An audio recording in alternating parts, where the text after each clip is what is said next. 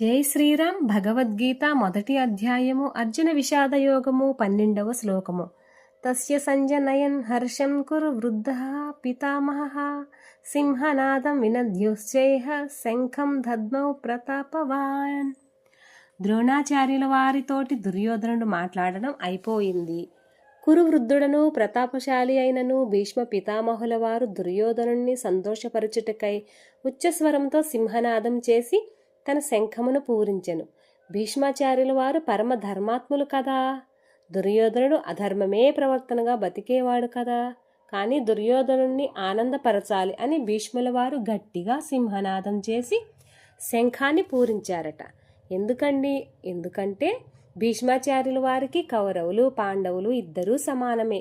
మొదటి నుండి కూడా తన మనవళ్ళందరినీ ప్రేమిస్తూనే వచ్చాడు. వాళ్ళ మంచి అభివృద్ధి కోరుకున్నాడు. యుద్ధం నివారించడానికి ఎన్నో ప్రయత్నాలు చేశారు. కానీ దుర్యోధనుడు పొసగనివ్వలేదు. యుద్ధం అనివార్యమైనది.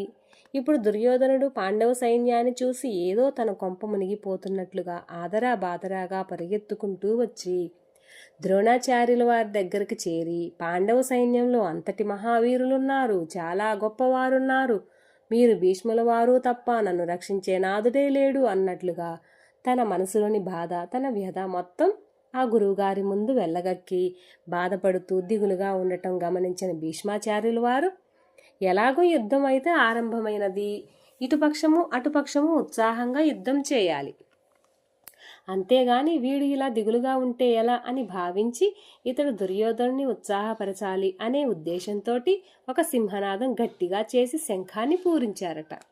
అంటే, అబ్బాయి నువ్వు దిగులుగా పడకరా, మేమందరం ఉన్నాము, పెద్దవాళ్ళం, ఉత్సాహంగా ఉండి యుద్ధం చేయి అని దుర్యోధనుని ప్రోత్సహిస్తున్నాడు.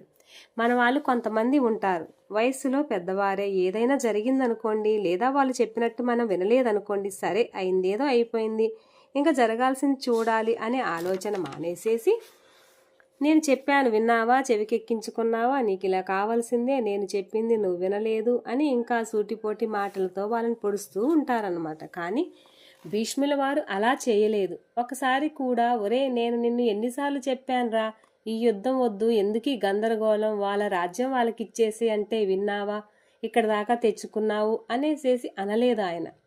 జరిగిందేదో జరిగిపోయింది, వాళ్ళు వినలేదు, మనం వినలేదు, కానీ ప్రస్తుతం జరగాల్సిందేమిటి, అయిన విషయాలు తోడటం ఎందుకు, చేయాల్సిందేగా, ఉత్సాహంగా చేయాలిగా. ఇది కార్యసాధకుల లక్షణం.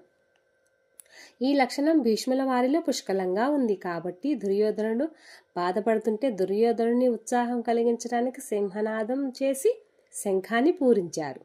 మనం నేర్చుకోవాల్సింది కూడా ఇదే. ఏదో తప్పు జరిగిపోయింది, ఎంతసేపటికి ఇంకొకరిని కొలవబడకూడదు, ఇంకేమి జరగాలి ముందు, ఆ చేసేదైనా ఉత్సాహంగా చేయాలి అని మనం ఆ ప్రకారంగా చేసుకుంటూ పోతూ ఎదుటి వారిలో కూడా అలాంటి స్ఫూర్తిని ఇవ్వగలగాలి. ఆ విధమైన నీతి మనం ఈ శ్లోకాన్ని నుండి గ్రహించాలి. జై శ్రీరామ్.